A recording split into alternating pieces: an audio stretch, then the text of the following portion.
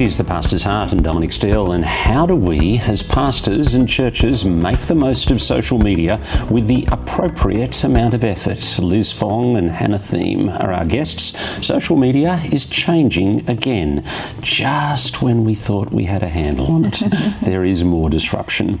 But how much effort should we put in as churches? What is the minimum effective dose? What sort of effort? What is going to bring the best results? And where are we getting it wrong? Liz Fong runs social media for Reach Australia and also advises churches on best practice. Hannah Thiem works at the major social media agency Hello Social, working with major corporates, and on the side does social media for Sydney Anglicans and also Dubbo Presbyterian Church. Liz, if we could start with you, I'm thinking pastors, and my suspicion is quite a few pastors see social media as a necessary evil or an unnecessary evil. But what do you wish our pastors' hearts would be towards social media? You can't change how people feel about socials that much, but I wish they would know and understand that it's a really important way to be reaching people in their community and to be helping people come to church. And I wish they cared about it more, or at least empowered someone in their church to care about it and encourage them. Mm-hmm. Hannah?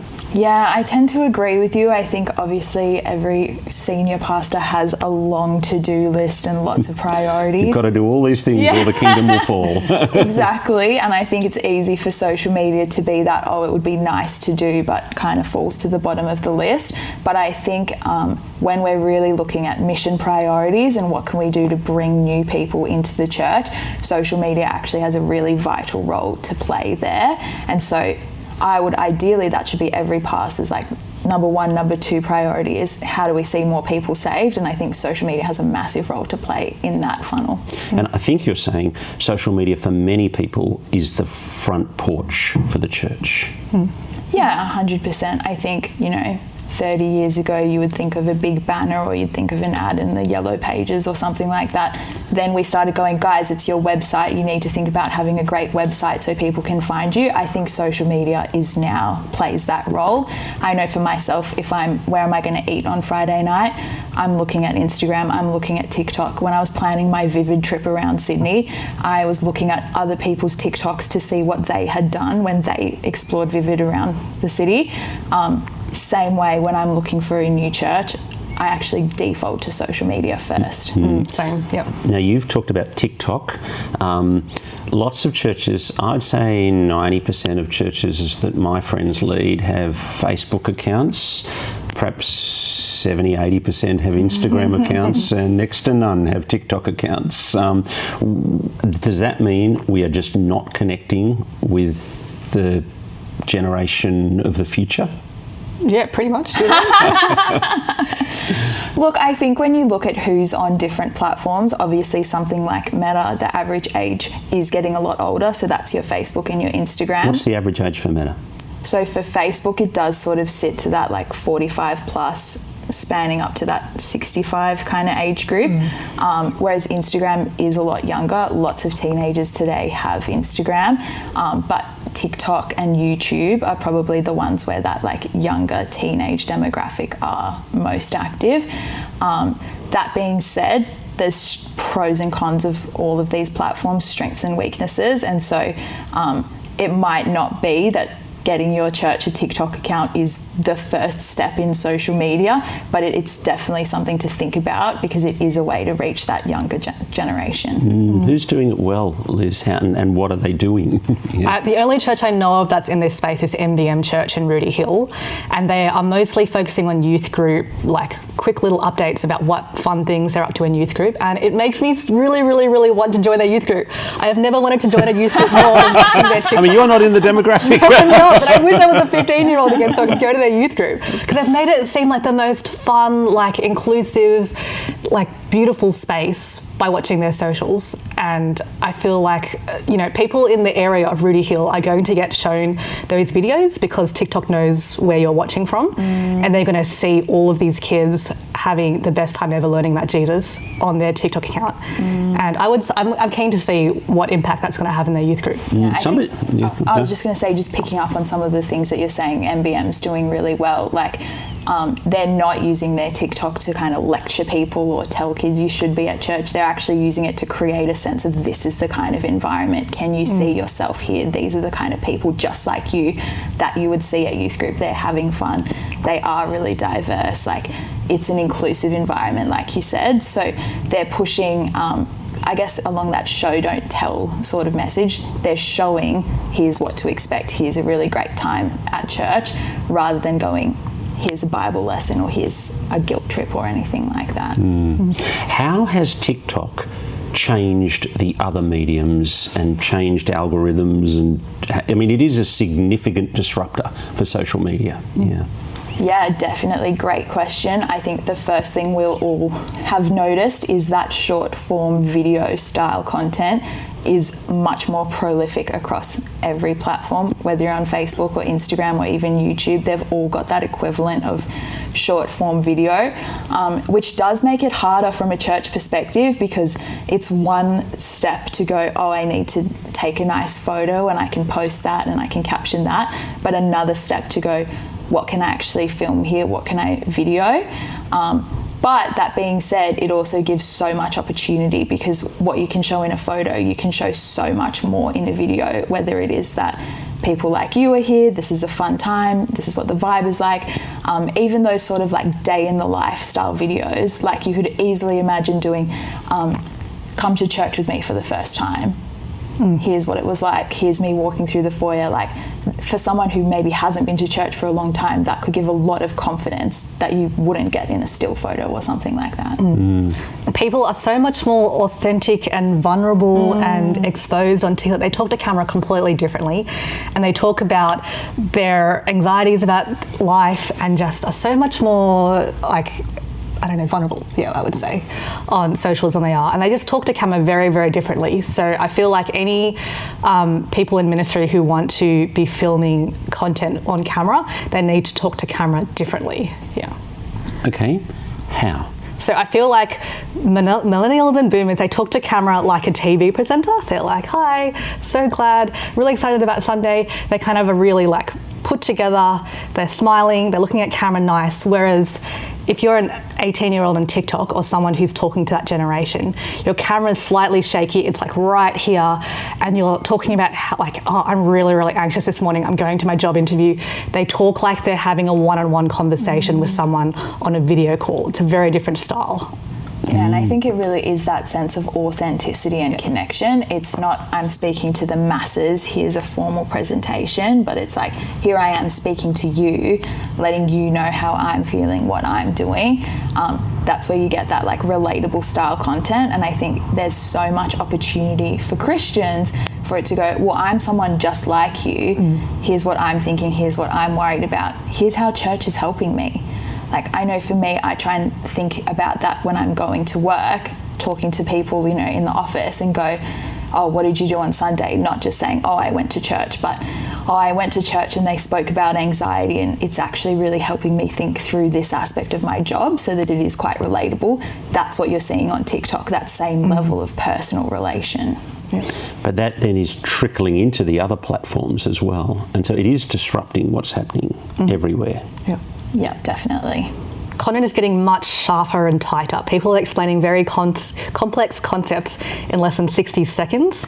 And so that's affected all the other platforms. And so everyone's content is getting more entertaining and sharper. So I'll just be vulnerable then. Go ahead, it's a safe space.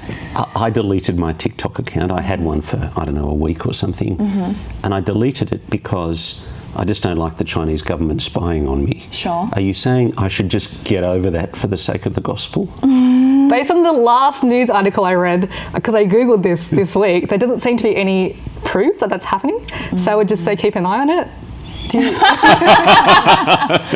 Look, I think obviously that's part of the necessary evil of all social media, whether it's the Chinese government or Mark Zuckerberg. Exactly, whether it's the multi-packs in America. We have free access to these platforms, and so that means that we are the product. Our data is being sold. So there is a question of being smart about that. However, the gospel potential of these platforms is so high. So I think it's going, okay, we accept that necessary evil or necessary risk. We're not going to give TikTok every piece of information about us. We're not going to do anything to put ourselves at risk. But alongside with that, we've got this potential to reach people in our local suburb, but much further beyond that as well. Okay. Average church, under 200, how much effort should I either myself or my team put into social media? What's minimum effective dose? Yeah. And what would you do within the minimum effective dose? Yes, for sure. I think this is a great question, because if you speak to kind of social media experts, they might say something crazy like 3 days a week of a consultant like yourself. Exactly. Well, they might go, oh, the platform, the best number of things you can post is 3 times a day. Well, that might be technically true, but that's unreasonable for the average church. Most churches, that level of content, you're just going to go, well, I'm better off not even trying. The way I like to think about it is, first off, if someone is searching for my profile and they see my Instagram, my Facebook, my TikTok, how much do I need to post for them to go like, yes, there's activity at this church? So that might be once a week. If I look at a church's Instagram page and I go, I can see they posted this week, I can see they posted last week, that's all I need to go, this is they're alive, they're viable. Exactly, yeah. Something's happening here. And more important than kind of looking at those quantity marks is looking at, well, what's the quality of the content that I'm posting? What are the messages that are coming through? Liz? Yeah, I would say bare minimum, if I would say for a tiny, tiny church, take 26 photos and then schedule them once a fortnight for a year. And that would be, I would say, bare minimum. If you're a church that no one really likes social media, I would say that's absolute bare minimum. I would say most churches are on the platform posting like 2-3 times a week, but what they're posting is so boring. And they're often posting graphics of like a Bible verse or of their sermon series or whatever it is. But the graphics communicate that they're stuck in 2005 based on their font choices, their colours, the graphics, the illustrations. So I would say don't waste your time doing that, because it's just work smarter, not harder. I would say take a photo at church, post the photo and just write text instead of making a really fancy graphic, because it's hard to do graphics really well in a way that communicates that you are currently relevant. And I'd probably push harder than that. Like, I think a lot of those examples that you're talking about, it's quite clear that the audience that whoever's posting has in mind is the people that are already at that church. It's like, here's a Bible verse that will encourage you. It's from what we spoke about this week. That's fantastic if I'm already going to that church and I'm like, oh yeah, we did speak about that on Sunday. That is a great reminder. But if I'm a non-Christian and I'm just dipping my foot in the water and thinking, should I go along to this local church? Seeing a Bible verse where I don't really understand it and it's clearly not speaking to people like me, that's not actually going to help me make that journey of like, yes, this is a church I'd like to come through. Whereas the examples that you were giving of like, well, let's show a photo of what's happening at church, or let's show kids having a great time, or even MBM's TikTok where the youth group looks so good that you want to go. It's like, well, that's clearly, they're still talking to the member, but they're also got their eye out for the person who's not attending church at the moment, going, well, what's going to actually make you think this looks like a welcoming place where you could become a part of it? Yeah, churches who take photos like, this is the foyer, this is where you park your car, here's what morning tea looks like, that kind of like the everyday stuff of what it looks like to walk into a church building, so much more valuable than stuff like Bible verses. And yeah, I think as well, like, so you're seeing your audience as the potential guest and how to help make the journey work for the pipeline work for the potential guest. Yeah. Exactly. At the end of the day, you have so many better ways to communicate with your direct congregation. You obviously see them on Sunday, you have your Bible study groups. Most churches have an email list. You might have a private Facebook group. They're the key channels where you want to be talking to the people that are attending church regularly, whereas you do sort of want to see your social media as, if someone's looking up my church, if they stumble across this, what's it going to say to the outsider? So I might have in mind in Annandale, the 33-year-old divorced dad overwhelmed by working hours, and what is going to help him decide on the fortnight when he has his kid to bring them to church? You know, is that what you... I've got that guy as my audience. Yeah, absolutely. Yeah, exactly. When we speak to like bigger brands, we sort of come away with the statistic of the average person needs to interact with a brand 7 to 12 times before they decide to kind of purchase. Obviously, we're thinking about, you know, cleaning products and stuff like that. But if you think about a local church, the average person already has all of these misconceptions about church, whether they're getting them from the media or they're reading news stories. Like, there's so many opportunities where churches are negatively portrayed, and so the opportunity with social is to kind of balance that out and provide, well, here's a place where we actually are serving people, we're doing fantastic things in the community, we have some values that align with yours, and so then when they see that post that's like, come along to Christmas carols, or maybe they're invited by someone at school, they're like, oh yeah, I know that church, and I've sort of seen that they're doing this cool thing teaching English, or I sort of know that they're, you know, feeding people with a community pantry. Like, they've got that positive association with the local church rather than just bringing the potential negative associations from like wider media stories, I'd say. What about the senior pastor and their own, or anyone on the pastoral staff, or even any Christian? What advice in terms of my own personal engagement on social media do you have? I mean, because your non-Christian friends are watching you, and they know, they're forming their decision about whether or not to go to church based on the way I engage in all sorts of forums, including my social media engagement. 100%. And I think the truth is, for most people, you obviously have your close family, your close friends who interact with you more in person, but for most people, they have that much wider group of friends that may see them once or twice a year, but could see every day what they're doing on social media. And so if they see you picking fights or being rude or what they might be perceived as overreacting, that's what's going to shape their sense of your character. And so they'll go, oh, Dominic works at a church, I know that about you, and I see you picking fights or getting really angry or like getting in the comments and stuff like that. Whereas on the plus side, you can go, oh, well, they know that I might work at a church, and here's a really great photo of something we've done at church or something I'm really proud of, or that sort of thing. So I think just as with your church social media, you've got that mindset of what do the people at church see, but more importantly, what do people who aren't going to church see? That's how you should approach your own private things as well. You know, the Christians that you know can be encouraged by certain things, but your wider friend list who most likely aren't Christian, they're going to be making judgments about church based on how you behave as well. I see some pastors carefully curated in the way you just described on Facebook, and yet pretty wild on Twitter. Comments, discuss. Look, I think we all know Twitter is a bit of that wild west. The cesspool of social media. Exactly, it definitely brings. But I need to reflect on my behaviour there too, don't I?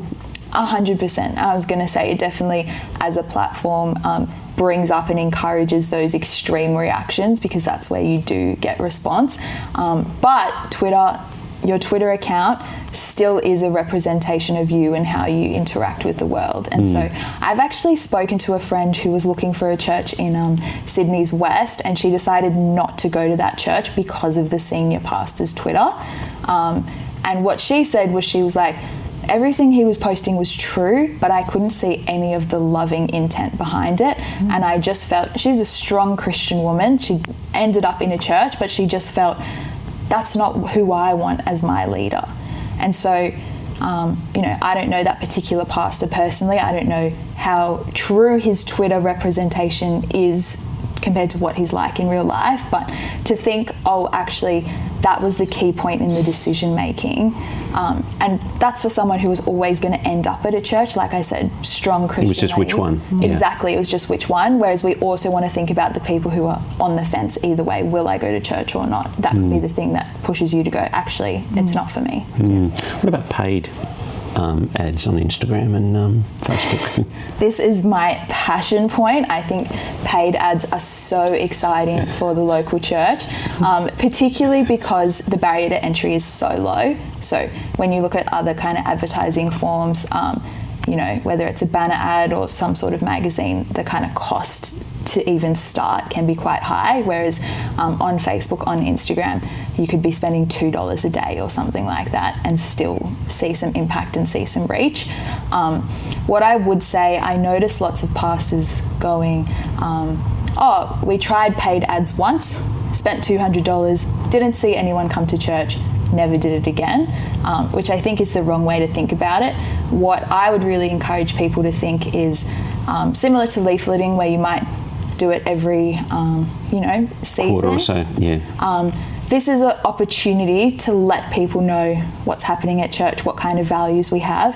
And really, if we go back to those brands where we're saying, oh, you need 7 to 12 interactions, a paid ad is a way to guarantee that we're getting those interactions.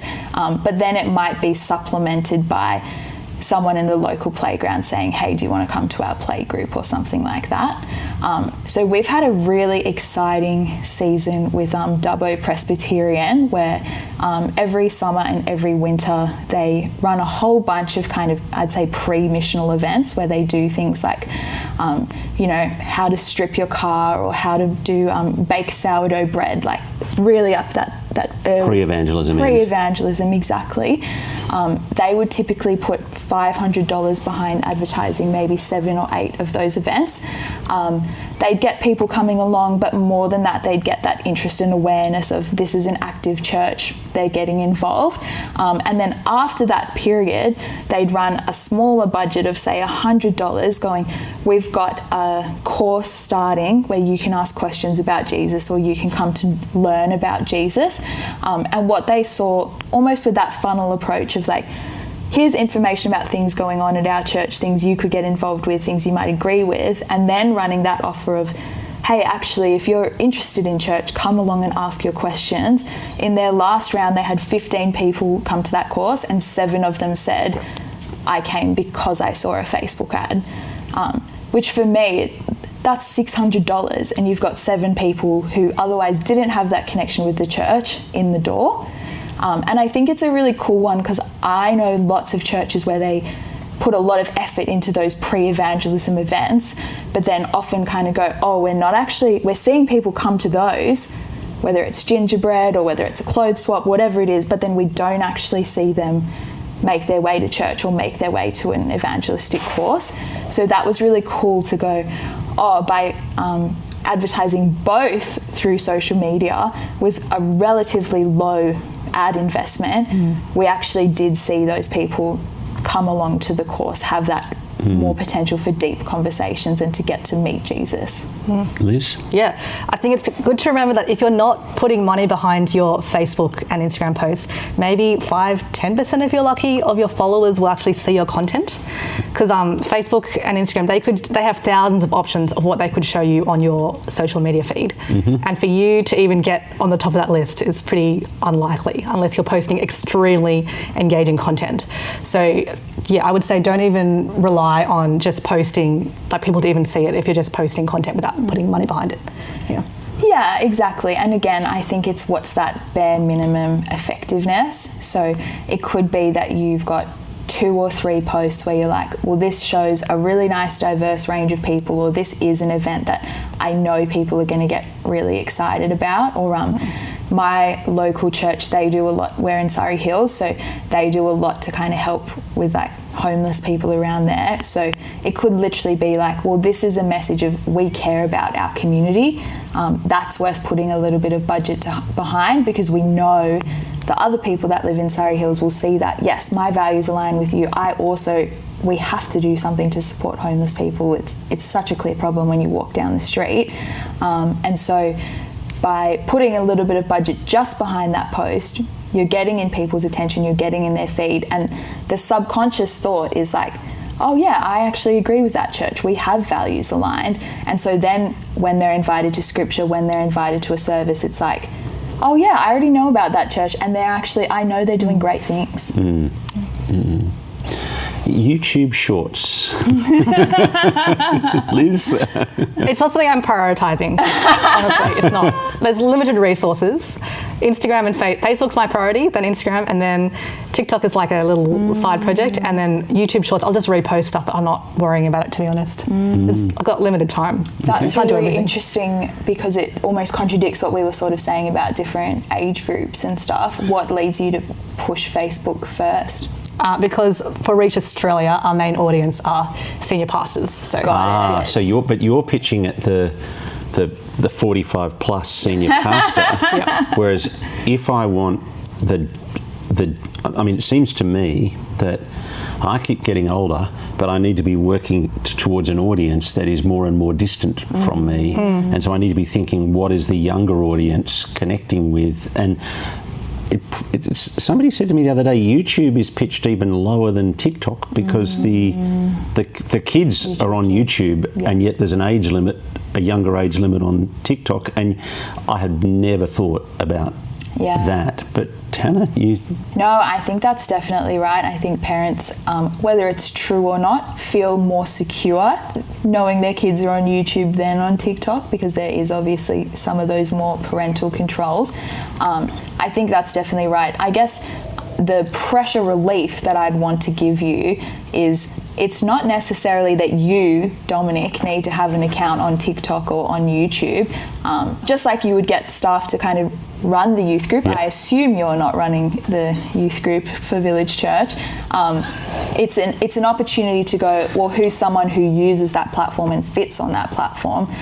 What I would say is, you don't want to be a blocker. So I know in the corporate space, we'll come and suggest ideas for brands and go, this will do really well on TikTok. And some executive who is in that 45 trending towards 65 age group will be, oh, I don't understand it, I don't think it will work. Yes, it's not going to work for you, but that doesn't mean that it's not going to work for your children or your grandchildren. Exactly. Yeah. Thank you so much for coming in. My guests on The Pastor's Heart, Liz Fong. She works at Reach Australia in social media and advises churches on best practice there. And Hannah Thiem works at Hello Social, major social media agency, and on the side does social media for Sydney Anglicans and Dubbo Presbyterian Church, and is my daughter.